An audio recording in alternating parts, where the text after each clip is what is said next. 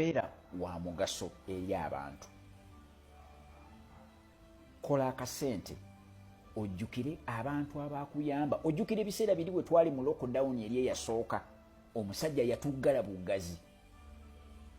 Omusajja yatuggala bugazi nga talina gwalabudde, abantu ne bafiira mu mayumba enjala.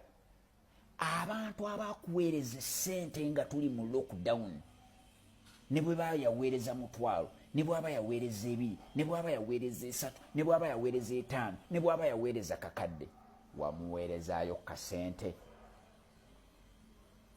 wakasasula. Tovulaba obugagga busooka na kusasula bbanja. Tosobola kugaggawala nga waliyo abakaaba eri nga bakaaba lwa ssente.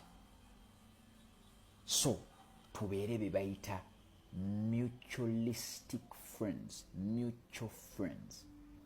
Tobeera parasitic friend. Oli akuwaddeko ebintu bitabye olese omulekedde HIV, omulekedde UTI, sente bwozitutte tozisasudde, wajja ate teri kintu kineewuunyisa ng'abantu abeewola.